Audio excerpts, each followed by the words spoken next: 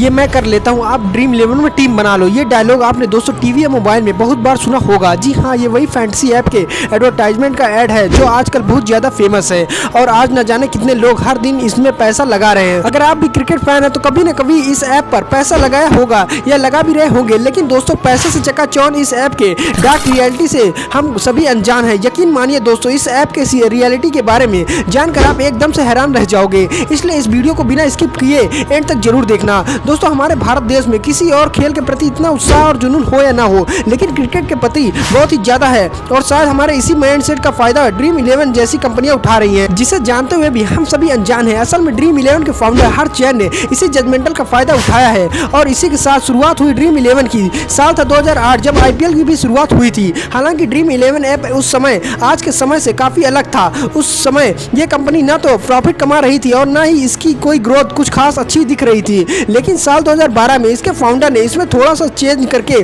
थोड़ा सा सुधार किया। फिर इसके बाद ये कंपनी पूरी तरह से बदल गई। अगर ड्रीम 11 के फंक्शनल की बात करें तो बेसिकली ये एक ऐसा प्लेटफॉर्म है जहां आप क्रिकेट, फुटबॉल और कबड्डी जैसे कई स्पोर्ट में अपनी एक टीम क्रिएट करते हैं और अपनी उस टीम का कंपटीशन दूसरे द्वारा बनाई गई टीम से करवाते हैं। इसमें हर प्लेयर्स को उसकी परफॉर्मेंस के हिसाब से पॉइंट दिए जाते हैं, जिसका मतलब ये होता है कि जिसकी टीम बेस्ट परफॉर्मेंस करती है वो यूजर गेम जीत जाता है। वैसे प्राइवेट हो या पब्लिक, हर तरह के लीग में ड्रीम 11 का मिनिमम 20% तक कमीशन फिक्स रहता है। वहीं 20% इसके अर्निंग का मुख्य स्रोत है। आमतौर पर मेगा और ग्रांड लीग्स में 50 रुपए तक की एंट्री फीस रखी जाती है, जिससे चलते करोड़ों लोग पार्टिसिपेट करते हैं। इसकी प्राइस मनी करोड़ों रुपए तक होती है, यानी कि ड्रीम 11 में एक ग्रांड लीग जीतकर आप करोड़ों रुपए तक कमा सकते हैं। वैसे तो ये काफी मिनिमल है, लेकिन इसी मिनिमल फीस के दम पर आज ड्रीम 11 IPL जैसे बड़े टूर्नामेंट का स्पॉन्सर बन चुका है। अब बात करें इस कंपनी की इतनी तेजी से वैल्यूएशन कैसे बढ़ी और ये भारत की पहली फैंटेसी यूनिकॉर्न कैसे बन गई।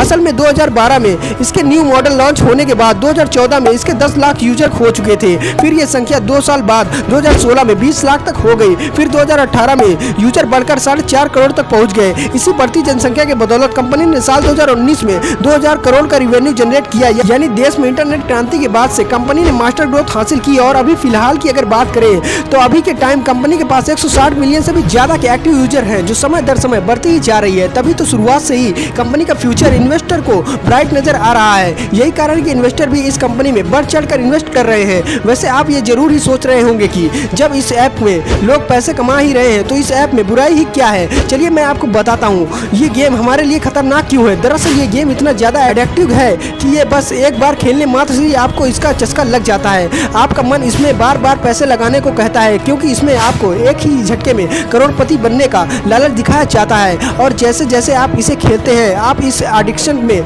बहुत ही ज्यादा फंसते चले जाते हैं। और यहाँ तक कि ड्रीम 11 के एडवर्टाइजमेंट में भी वार्निंग दी जाती है कि इस खेल में आदत लगना या आर्थिक जोखिम संभव है। कृपया अपने जिम्मेदारी से खेले। लोग अपने जिम्मेदारी से खेलते भी हैं। आप जीते या हारे, आप सिर्फ इसी उम्मीद से खेलते जाते हैं कि शायद इस बार कोई बड़ा अमाउंट आप जीत जाएं। ऐसा करते करते आपको भनक भी नहीं लगती कि आप कब इसके आदी हो चुके हैं। कहने को ये क्रिकेट गैम्बलिंग गेम है, लेकिन ये एक जुए से कम नहीं है। अब आपके मन में ये सवाल जरूर आ रहा होगा कि अगर ये एक जुआ है तो ये कंपनी इंडिया में चल कैसे रही है, क्योंकि इंडिया में तो जुआ बैन है ना। तो इसे बैन क्यों नहीं किया जाता, बल्कि क्रिकेट के बड़ी बड़ी लीगों में स्पॉन्सर भी बनी हुई है। असल में दोस्तों हमें इसे समझने के लिए हमें एक केस के बारे में समझना होगा।